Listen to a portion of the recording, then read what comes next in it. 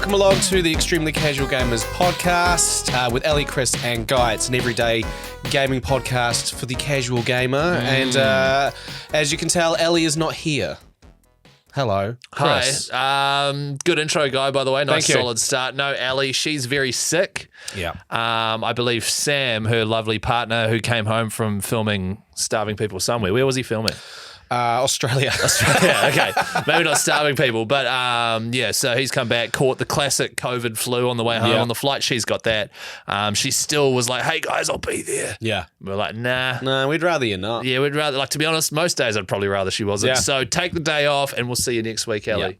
Yeah. But on the podcast this week, obviously, we've got gaming news, listener feedback. I want to talk about, I know I brought a quiz last week and I'm bringing another one, but it didn't intentionally mean to be a quiz. So It's fine because your family are big on quizzes. love a quiz. Yeah, like I used to host a quiz night, and this is well over a decade ago. And Guy's family were there week in, week out. Yeah, my mum and dad still quizzing every week. Right? Yeah. So your mum doesn't write crosswords anymore? No, she doesn't. No, she stopped writing crosswords, but she's general knowledge is my mum and dad's bread and butter. Yeah, that's so, right. The New Zealand version of The Chase just started, like they're filming it now. That's right. And I am trying to get my mum to be on it because she would clean up, but she's like, oh no. No, I can't imagine your mum going there. Mum wouldn't want to do Nah. the TV thing. Mark would, your dad. Mark would love it. Is he not as good? Is he not as clued up? He's not as clued up as my mum, but Still good. My dad's one of those ones that would just pull out a clutch move. Like he'll be quiet throughout the quiz. Yeah. Just having some hot chips and drinking some beers. And there'll be a question and he'll be like, boom. And he'll say it and they'll be like, oh, wow. I can imagine your dad on the Chase actually it'd be quite funny on there as well. Yeah, it would be great. It would be He'd have good. some good banter. You've brought that. I've brought a couple of things. First of all, a quick review for Dark Souls 1. I've played it for a few weeks now, so I feel like I can give a nice little short review for anyone who's considering going back and playing one of the most groundbreaking games. Came out in 2011, a long time ago. Yeah. I'm also going to be asking for help from the listeners. I'm about to go on a holiday, which I'm very excited for. However, it does involve 2 24-hour travel days. Yeah. So I'm looking for advice on games that I should download on my laptop to play whilst on the plane. Very good. We'll get into that later on. But for now, we'll get into some listener feedback. Listener feedback, that's right. So there is a group on the I was about to say Radio Hodaki, that's my radio station. On the Facebook page, it's called Extremely Casual Group for Extremely Casual Gamers. Jump on there, even if you don't use Facebook anymore. It's just a great group if you're into chatting about gaming stuff. And one of the most interesting things that popped up there this week, Guy, was Jimmy Sharp. Mm-hmm. He commented on Ellie's, so her name's Brooke Ellie in the group. Yes. Not her actual name for some reason. Because she's famous and she doesn't want people to find her. Oh, from Viva. Yeah. Fair enough too, Yeah. I guess. But yeah, so last week on the podcast, if you missed it, go back and have a listen. Ellie has a fear of fans. I had no idea. Yeah, like ceiling fans. Ceiling fans, any kind of like revolving pieces of metal, it freaks her out. That was fine. And Jimmy commented basically trying to understand and relate to the fact that he has certain fears and stuff like that as well. Kerry commented saying that she is scared of balloons. Mm-hmm. I agree with that. Anyone holding a balloon and just... For some reason, I'm picturing you doing it right now, and it's winding me up. Holding a balloon, looking at me, and just like rubbing it and going. Yeah! The noise of balloons make are really annoying. I hate it. And I don't care too much about popping.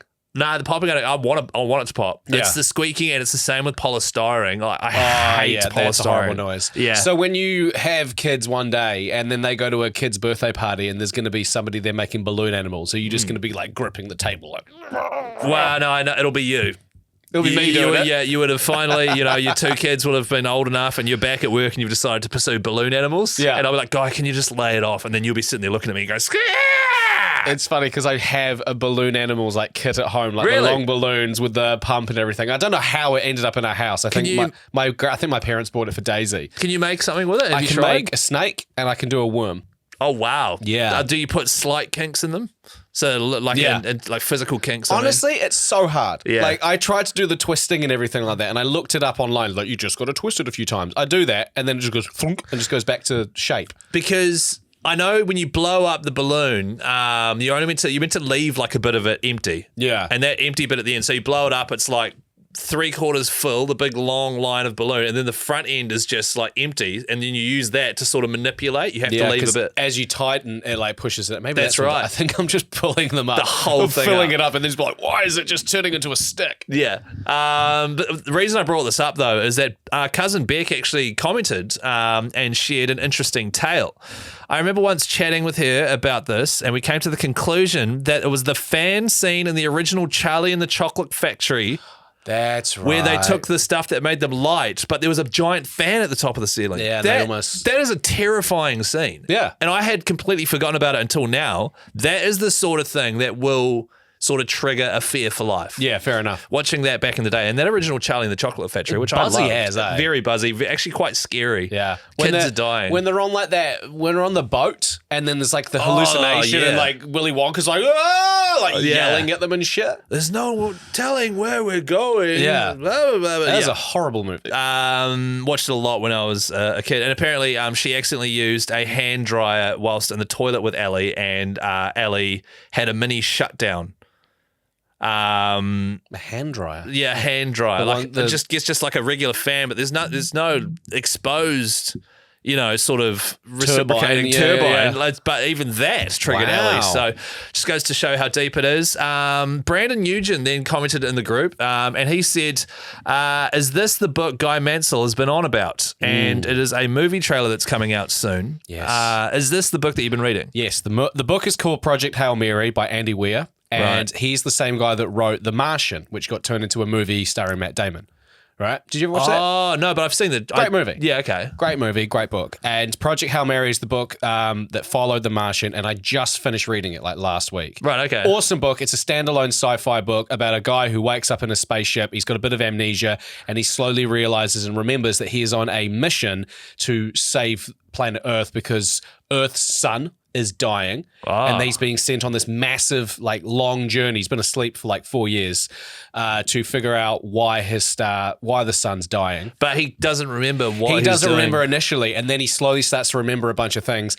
And he was on this ship supposed to be with 2 other people, but stuff happens, which you find out really early. Right, okay, that sounds cool. It's a really cool book. It's got a bit of humor in it, and Ryan Gosling is it's being turned into a movie. Ryan Gosling is the main character. Oh my God, I knew he this. is, yeah. And then yesterday, the trailer dropped for it, and it looks so good. All right. What's it called again? Project Hail Mary. Project Hail Mary. That sounds like quite a good one to go actually watch at the theatre. It comes out on the 20th of March next year. Cool, very cool.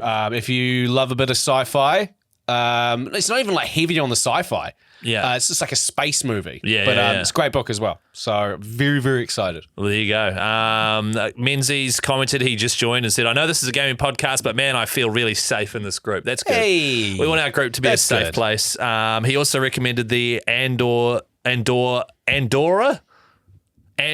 a Star Wars TV series. Oh, Andor, yeah. So TV series that has been on Disney Plus. I think they've done two seasons of it. Right. Highly, highly rated. Is that the one with Pedro Pascal in it or no? No, that's The Mandalorian. Ah, The Mandalorian. Yeah. Okay. I haven't watched Andor yet. There's a lot of Star Wars stuff now, isn't there? A lot of Star Wars stuff. Yeah. So no, I haven't watched Andor, but it's on my to watch list. Bloody good. And one last thing is Glenn Brown commented on the group saying he's been looking at Baldur's Gate 3. It's been on my need to finish pile for a while. I have one of those, except for mine's not an I need to finish pile. Mine's an I need to play pile because once I start, I will finish it. He thinks it's a fantastic 10 out of 10 game, which it is, but he can't seem to get into it because of the turn-based combat. Yeah. He then asked the question, Does anyone have any other games that they think are fantastic, but one thing puts them off completely? Quite a good topic. Turn-based is a hard one to get your head around. I think it's not for those people that are quite impatient. Yeah. Because you just want to get into the battle, and then it's kind of the whole. It's a completely different strategy as well. You got to think. It's kind of like chess. Yeah. Like you don't need to think about your current move. It's your current move plus what you think their move's going to be. That's right. And then what your counter could be. Yeah. Well, it's and turn-based combat has been around for ages. It's a classic JRPG thing. But like Pokemon was my entry into it. And I love that. And then I've played Persona, for example, which is turn-based. I think I've played maybe one other turn-based game, and at first you're like, oh, I don't know if I enjoy this. But once you figure out all the systems and stuff, and I'm really keen to play Clear Obscure Expedition 33 as well, because that's turn-based. But once you figure it all out, you can really like hack the system and figure out how to stack things and do some serious damage. I will try it too, but I must admit as well, the turn-based thing is what's stopping me for some reason from ripping in. But as honest question about something from a game, I reckon I would have 100%. I would have absolutely played both of the Star Wars games, like Fallen Jedi or something like that. I 100% would have been playing those games if they weren't like the Souls-like save system. Yeah, I just like it was. You'd get to a difficult bit. And you'd be like, okay, cool, I'm absolutely rooted from these 3 people that have just hacked me to bits. I'll quickly go and save to replenish my health, and then they're just there again. That's right. So, and then you like, it was like checkpoint. It didn't vibe. It doesn't click with you. It didn't work for me. No. But I loved the combat. I was only early doors, but the storyline was pretty cool. I liked the character. Yeah. I mean, who doesn't like throwing in a lightsaber and using the Force to? Well, it was dope. Yeah, it's just that just turned me off it. Yeah, right. So I can't really. The only one is the one I keep going back to, which is Halo. Yeah. I just don't understand it. Like, I don't, the shooting just feels, I think it is, and I've said it before, it's shooting like blobs, throwing blobs and shooting fireworks essentially at each other. Interesting you always bring that up, but because that's not the whole game. Like, gunplay in it is very much like Master Chief, and like, you know, you're using human weapons, so you're using like actual guns that fire real bullets. Yeah, I think I'm picturing the spiky pistol with the needler. The needler, which is just firing little purple things. There's something about glass it. shards that then when they land and impact into you, they then explode. But I think whatever that mechanic is, it doesn't trigger the thing in my head that gets satisfaction from it. Yeah. And I get that from a lot of games, but for some reason that one just makes me go, and that is essentially the loop, right? That's you. The gameplay loop is you getting guns, fighting your way through. Just doesn't click with me. Yeah, wish it did. Fine. That's fine. Yeah, I know it is, and it's just the truth of the matter. Look, we're going to pick up another discussion as well that was put through to the group by can't remember who. We will pick up the discussion on this week's DLC, which is exciting. It was from Rachel Morgan, and it was about gamer rage. Oh, yes. So we'll tuck into that this week. I love DLC. that Rachel's bringing up gamer rage, and Rachel, I know her the game that she plays the most is Fortnite. So, I feel multiplayer games. Are the online ones multiplayers. They trigger it the most. Fair enough. We'll crack into that. That'll come out on Monday. But let's do some gaming news. It's been a month since the Nintendo Switch 2 was launched. Basically a month. It came out on, I believe, like June 5th. Wow. Yeah. And it is the fastest selling console of all time. Already, right? Wow. So I've gone through, I found a list of the fastest selling consoles, right? So the Nintendo Switch, which came out in 2017, in 4 weeks, that sold 2.74 million copies. Wow. Well, not copies, consoles. Like Holy units. cow. 2.74 in a month. And that was the fifth. That was the third. Sorry. So the third. The second is the PlayStation 5, came out in 2020. In 4 weeks, that sold 3.4 million. So a big jump up from 2.7. And that's the one where they ran out of like software. Hardware and couldn't actually build them fast So enough. in a month, the PlayStation 5 sold 3.4 million. And the Nintendo Switch 2 sold 3.5 million in 4 days. Oh my God. Yeah. 4 days, it sold 3.5 million units. I feel like that's purely because the Switch 1 was so good. Yeah. That walked so that the Switch 2 could run type system. Also, the Switch being in the top 3, both of them, makes sense because it's handheld and it's cheaper. You know, it's cheaper than it's cheaper than a PlayStation 5. Yeah. And a lot of the same games are on there. Yeah, and you don't get to play as many games. Like the catalog of games on both Switches is not as vast as like your standard next gen consoles. But that is, after 4 days, they released those statistics, and there hasn't been an update of how many have been sold, which is weird. But their initial goal was it to be 15 million units by March. Holy cow! And they were already at 3.5 after 4 days. Are you going to get one? No, not just no. Maybe one day. I mean, you've had 2 Switches, right? Yeah, me and my wife have got a Switch, and they were fantastic when we were playing Animal Crossing. Yeah. In lockdown. I've barely touched it. Yeah, right. Okay. Barely touched it. I mean, I could have played Dredge, the New Zealand-based fishing game, on the Switch, but I played it on PlayStation instead. I wish I was playing Switch more. We played Fae Farm for a bit. That was dope.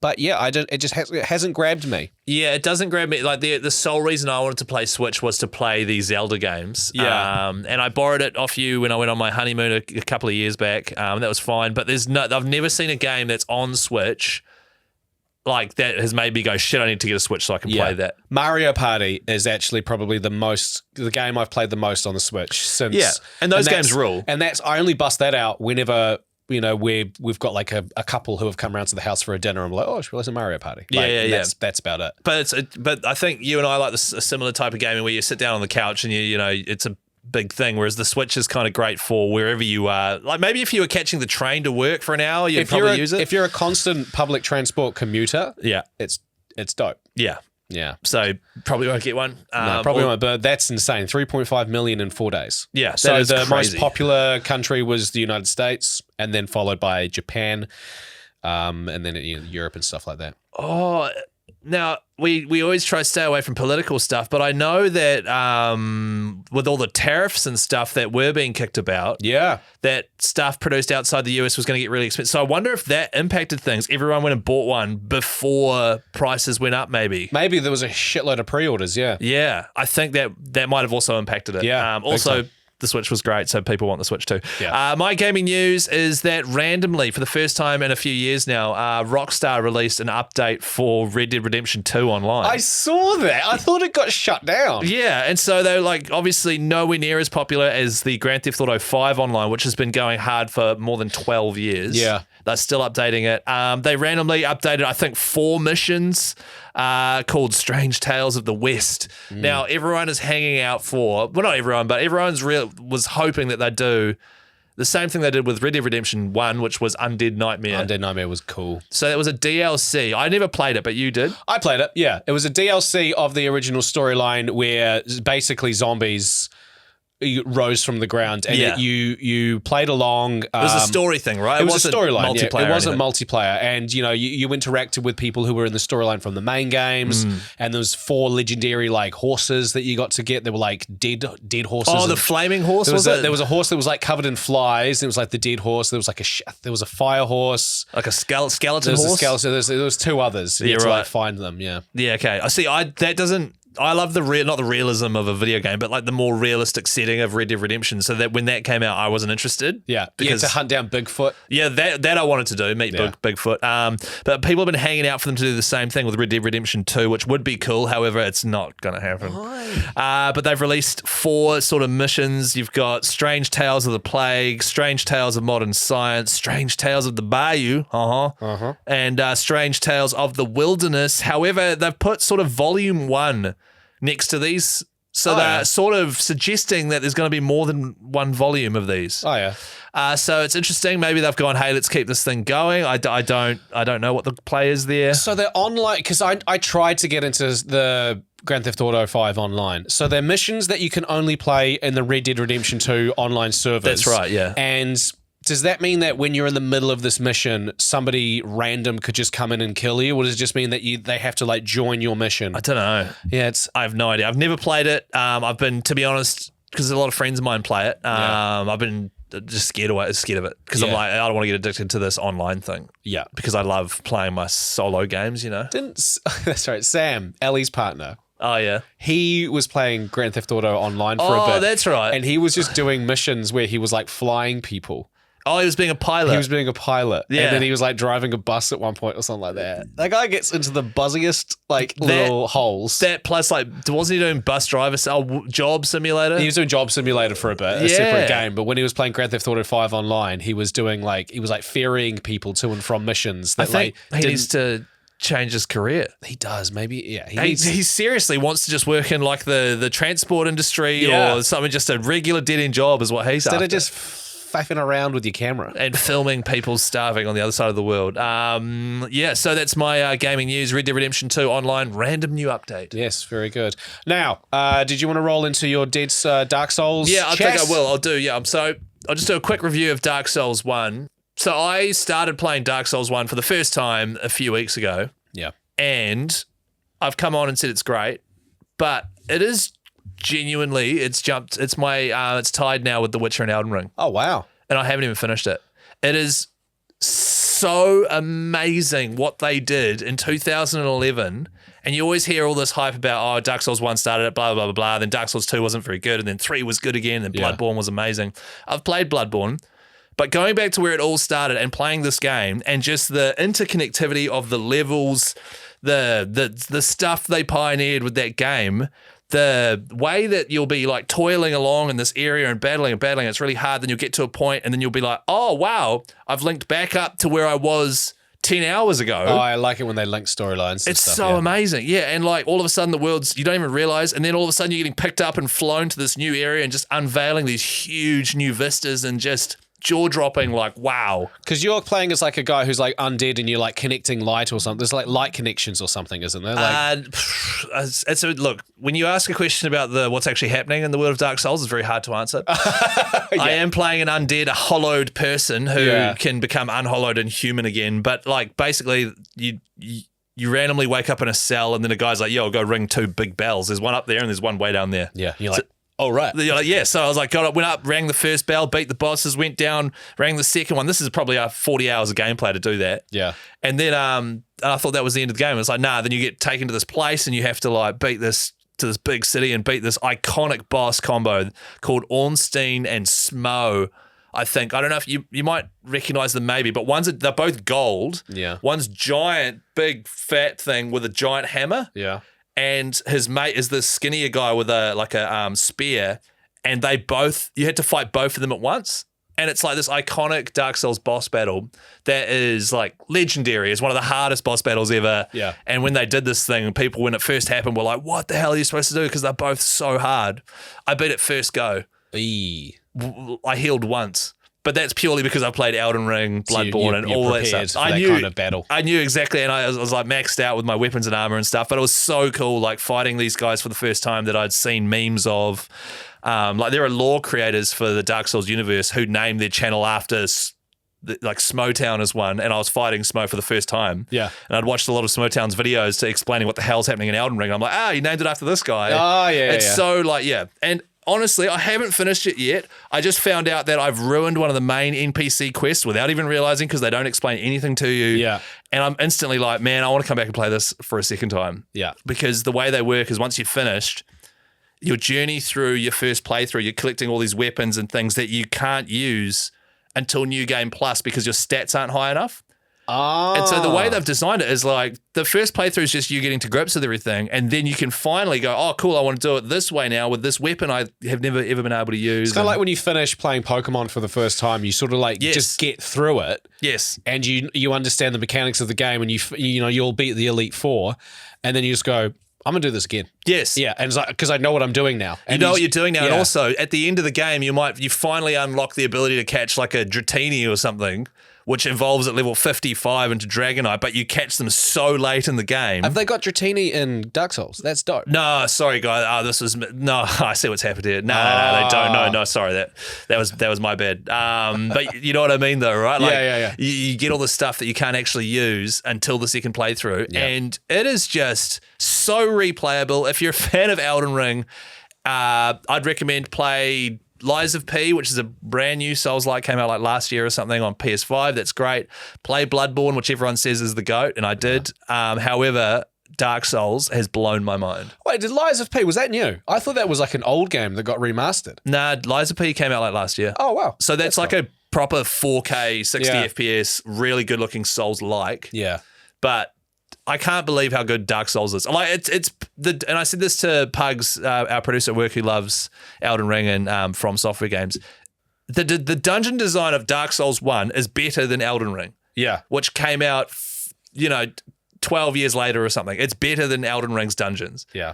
It's mind blowing. Damn it! It's so good. You've done to me what happened. I listened to this other gaming podcast. I think it was before we even started ours, right? Or around about the same time, over in the United States, and they were so passionately talking about Zelda, and they were it was right before Tears of the Kingdom was coming out, and they were talking about Breath of the Wild. And just how amazing and how amazing Breath of the Wild is and how excited they are for Tears of the Kingdom, that I asked my wife to buy it for me for my birthday because I was like, oh my God, these guys have made me. Yeah, right. I was like, I'm going to love this game Yeah. because they love it so much. And you don't. And I don't love It didn't click with, no, it. don't. It didn't click with me, but like, the way you're talking Oh my about this God, game, yeah. I'm like, oh my God, I want to experience this. It's so amazing. But After just talking about how I hated the Souls-like state of Jedi. Yeah.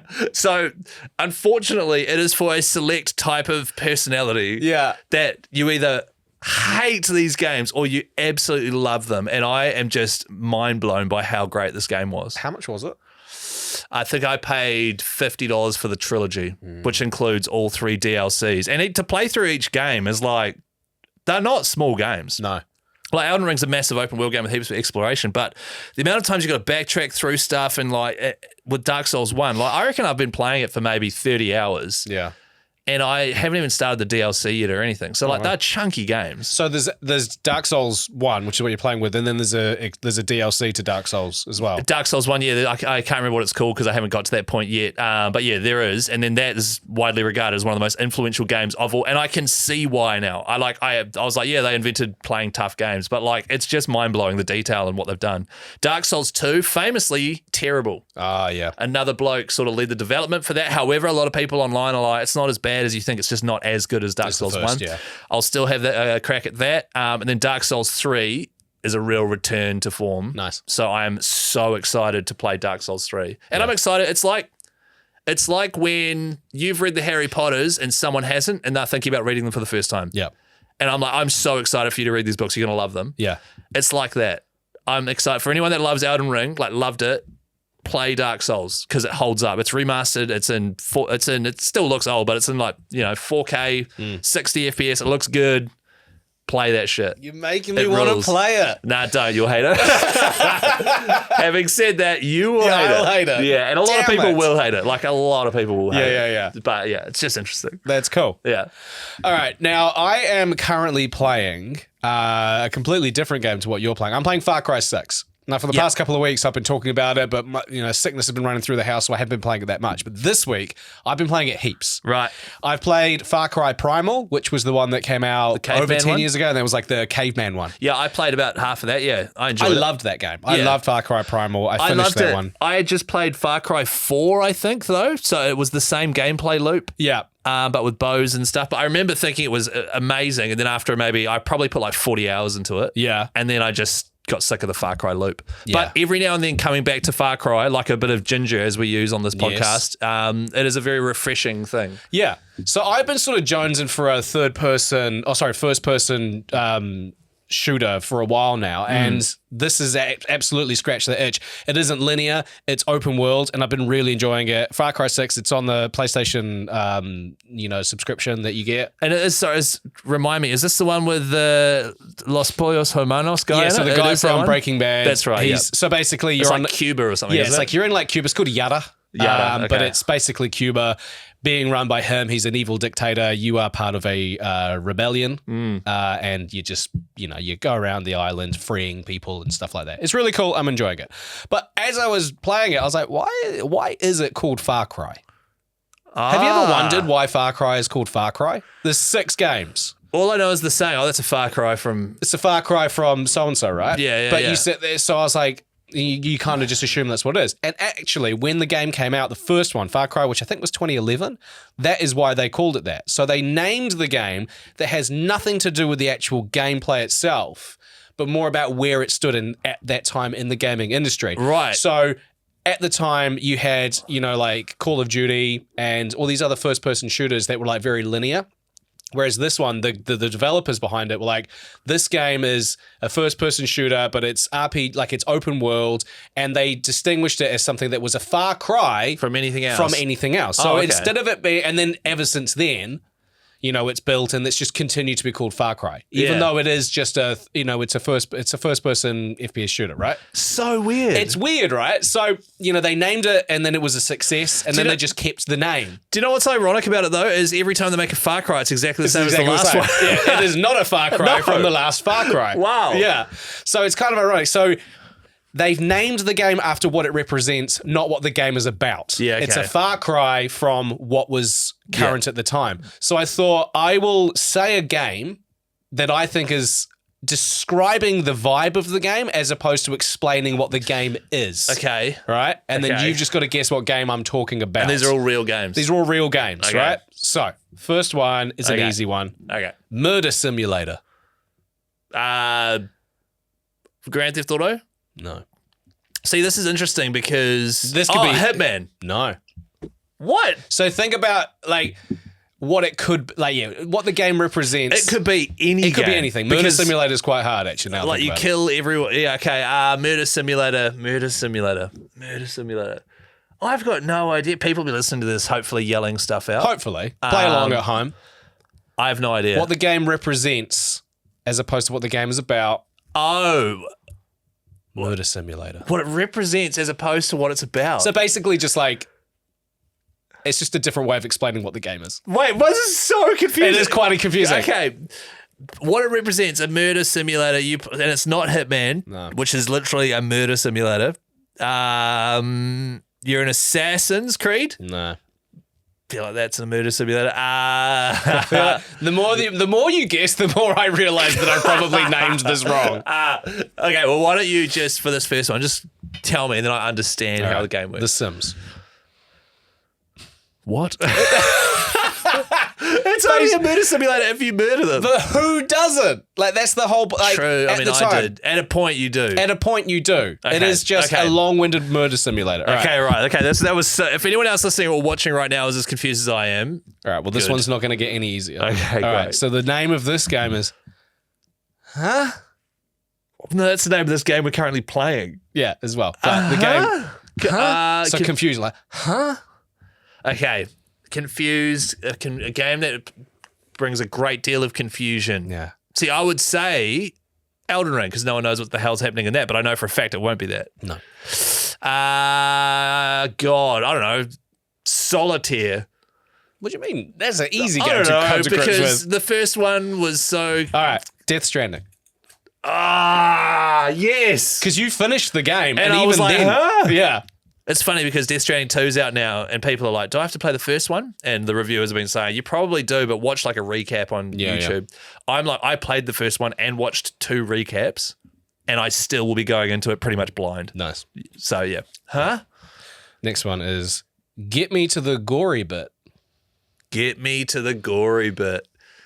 Get me to the gory bit. I just have. Resident Evil? No. Silent Hill. No. I want to get to the He's like, because get I'm me to the sick of get me to the gory bit. because I'm sick of how slow it's starting. No. Because I was gonna say Days Gone. No. So it's nothing to do with how slow it's starting. No. Guy, this quiz might be the hardest quiz ever done on any podcast. Is it even a quiz? Is it what? Is it just? Or is it just me? The game is called Being dumb. vague descriptions of a game that could be 50 other games.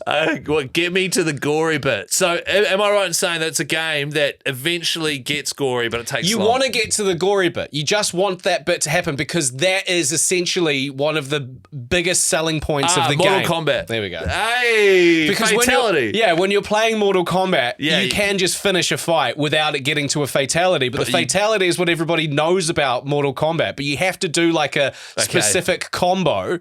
Because when I first played Mortal Kombat, I think it was Mortal Kombat 10, like 10 years ago, and I was like playing it, and I was like, no, I want to get to the bit where it's actually hard to pull off. It's hard to pull off a fatality, but when you see TikToks or videos about the game, yeah. that's like the biggest point. Yeah. Just the messed up fatalities. How many more questions have you got for I've me? got 2 more. Okay. And if you can think of any, for me, okay. just if you want to even the confusion. Yeah, sure. I'll just throw. Okay, sure. Just say a bunch of vague words and I'll be like, Okay. That poster behind you there, can you? Just fell off. It just fell off the wall. Is that in shot? Do we need to fix that? Yeah, you just fix that. Just for those listening, we've got a Pokemon poster on the wall of our studio, and the blue tack's just come off it. So, guys, just repairing that. There's like barely. Have we got a blue tack shortage? Is there a blue tack famine on at the moment? Yeah. Because Ellie's husband will come in and film it. Okay, that's on. That's going to fall off again soon. All right. Yeah. Here we go. Another question. Next one. See, this could be anything. Emotional dick punch. Okay, an emotional dick punch. So I'm thinking Last of Us is what first hops into my head. Yes. Because there's a lot of emotional dick punches in there. 1 or 2? Probably the first one hit me harder. The second one was way too confusing, but the second one had way more intense stuff in it. Yeah. I'm going to say the second one. That is correct. Oh, wow. Yep. Straight off the rip. See, that could have been any game. That could have been any emotional games. Although that Last of Us is the particularly... Last of Us, you're right. The first one starts with God damn. Oh my God, the very start, The very start of The Last of Us is like a full-on, holy dick punch. crap. But then afterwards...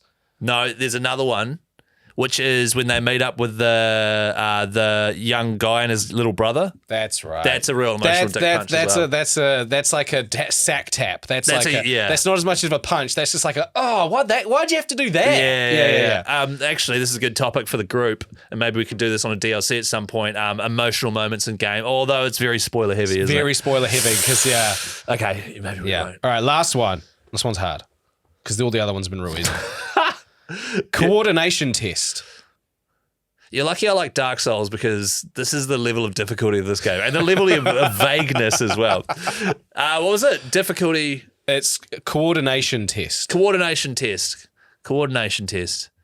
Okay, so you've got I'm thinking of in Ghost of Tsushima when he tries to cut the bamboo and you have to push all the buttons real quick. Yeah. I thrived in those. But I loved it too. And actually, my favourite thing, I might have mentioned it ages ago on the potty, was whenever I was standing in front of one of those bamboo things. Yeah. I'd get my wife Lucy to come and be like, Luce, do you want to come and cut the bamboo? I And she'd be did like, one oh, thing as well. And she'd come. It's the only time I've ever seen her enjoy a game is to sit down and try to push the buttons fast enough to make him cut the bamboo. I'd ask her to do the bamboo bit, and she asked me to let me know when there was one of those hot pools because the onsen. for a brief moment you see Jim Sakai's bum. She's like, ooh. Oh, hell yeah. Yeah. He's toned. He got some toned cheeks. He had a nice bunda. Yeah, he does. Would love to sit in an onsen outdoors in like a beautiful spot. And on a Japanese island. Yeah, sure, absolutely. Yeah. But absolutely. I want to experience a Japanese hot spring. Okay. Coordination test. I'm thinking, is it something like on the Wii or on the Switch? You're in the right realm. Right. Don't think of your classic console. Okay. Well, your classic console controller. Okay. No. Okay, so is it like an iToy No. Xbox Connect type situation? No, Throwback. we haven't gone that deep. Okay. Is it a game where you move the whole controller in order to move what's on the screen? No. Okay. You're in the right path. Am I? Yeah. I'm on the path, am I? I feel like I'm in the middle of a very dark, dense forest. And I am feeling my way through this thing. Yeah. Steering wheel. No. Oh, come on. A gun. No. Oh, God. I don't know, guy. I don't know. Okay, look. I don't know. Okay. Do you know? I don't think I know. It's not Wii Sports. No. I don't think I know. It's not. Love how you're looking around the room to see if has there's to be any something clues. in this room. There is a clue in the room, actually. Is it Astrobot? No. Oh, is it that? Sorry, I'm just pointing at stuff now. Yeah. You're just pointing at the Ellie statue from The Last of Us Part 2 playing a guitar? Mario Kart. No. Oh, my God. What is it, guy? I can't do it. Guitar Hero. Oh, what? Coordination. Yeah, because you got to press all the buttons at the right time. Okay. That's coordination. No, it is. That is. What I was picturing was playing guitar is, yes, coordination, but mainly talent. Whereas that is coordination because you have to hit up and push at the right time. Yeah. Yeah, you're right. Yeah. Well, I hope everyone enjoyed that quiz. Because for me, it was like pulling teeth. Yeah. So I'll try. I initially wasn't going to make it a quiz. I was just going to be like, The Last of Us is called Emotional Dick Punch, but we would fire through that in like 3 minutes. Yeah, so wow, that would have been way less enjoyable. Yeah, and then I stretched it out. All right, I'll try to think of one for you. Yeah. But in the meantime, just quickly before we wrap up this podcast, I'm going on as mentioned at the start, I'm going on a trip over to Europe from New Zealand. It's a massive flight. I think I'm going to fly like 11 hours to Singapore and then 12 hours to London. Yep. And whilst you're going to try and sleep, I'm quite tall, so I always struggle to sleep on airplanes. Yep. So what I do is throw myself into a game on my laptop. Full disclosure, and the parameters of how this will work is I don't have a Switch. I have a laptop The laptop is from 2021. Is it still the same laptop? No, from 2021, yeah. Oh, 2021. Sorry, I was thinking. No, of not your the old- one from back in the day. No, not that piece of shit. Pirated way too much stuff on that. So it's a MacBook Pro, right? So it's not a Windows. I never use it for gaming, but it is quite a powerful MacBook Pro, which I use for video editing. So it's all good. Like it runs games, no dramas. And I want a game that is not reaction based because I'm on an airplane using a touchpad. Totally. It's something that where you click to do stuff and then it does it, and then you can not click for ages and it doesn't matter. So I can't play like Age of Empires, for example, because if I'm getting attacked, Yeah, you can't use a trackpad is not viable. And also, full disclosure, I could take a mouse. I'm not taking a mouse. No. I refuse to have a mouse for some reason. I'm all about embracing your gaming and blah blah blah, but I just don't want to be using a laptop and a mouse whilst on an airplane. I don't know why. Because there's going to be someone on that plane who takes a photo and be like, look at this loser. Yeah. Or there's going to be someone like, look at this legend. Yeah, well, unfortunately, it's going to be the first one, and it's going to be the person I'm traveling with. It's going to be my Lucy, lovely yeah. wife. If she sees me do that, she's going to be like, "Oh my god." Yeah. To be fair, she probably won't. But those are basically the parameters. So, Tough parameters. yeah, My brain instantly went to solitaire.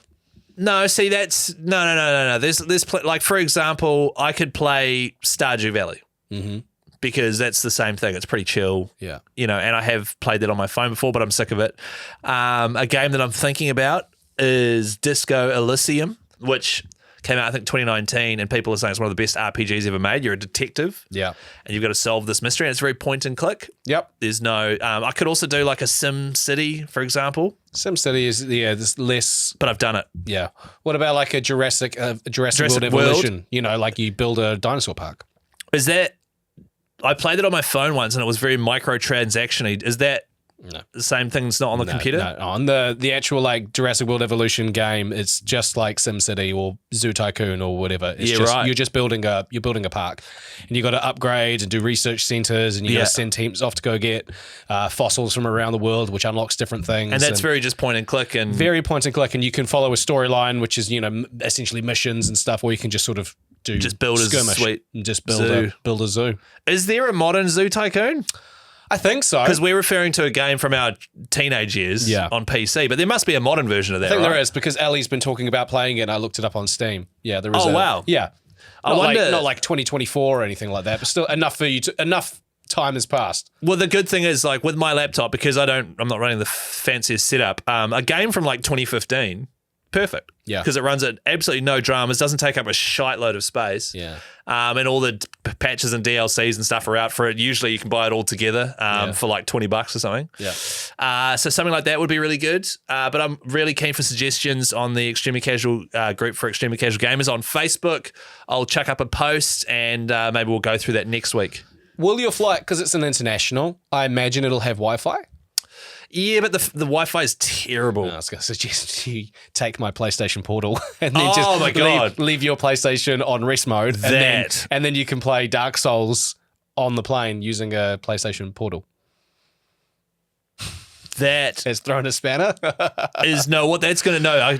I just then was picturing myself playing it whilst on holiday because the Wi-Fi on the plane will be bad, but where we're staying will be good. Yeah. But what I don't want to be doing is in a beautiful place playing PlayStation. But on holiday, there's always downtime. Yes, but Lucy could be having a nap. Lucy could be reading the book. She will be having a nap. It could be bad weather. No, but when she's having a nap, and she'll have to have a daily nap, by the way, because we'll get up early, and she gets tuckered out, which is fine. I'll probably have a quick kip as well. Yeah. But I don't know. Yeah, If you take a PlayStation dangerous. Portal, Nah. you're committing to playing a lot of, like, your initial question was, I've got 2 long flights. Yes. So if you take a PlayStation Portal, All of a sudden, it's like, then you're only using it for the flight, and then you've got to carry around this piece of kit. it's quite a big piece of kit too. It's relatively long. Yeah. Like it's not going to take up too much space, but it's still very like, oh God, I've got this thing now in my bag for the next month. Yeah, whereas I'm taking my laptop anyway, so that, like, for example, if it is raining, we can watch a movie and totally. whatever.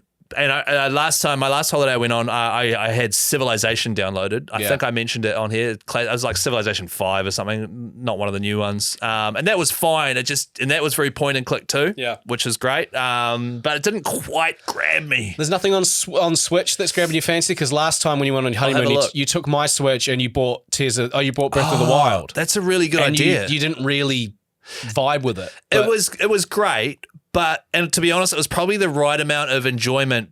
Basically, Lucy would have a nap, and so I was a bit sweet. I just jam Zelda for an hour, and that was fine. But I didn't have a hankering to play it. And to be honest, on the flight, I was like playing it, but mostly I wanted to sleep, or I need a game that's going to make me forget that I'm sitting still for 12 hours. Yeah. That's a good point. I'll look up. Actually, Switch recommendations would be really good too. I'll look up just in case. Would you be open to me borrowing it again? Yeah, I'm going to have a newborn. I'm not going to be playing much gaming anyway.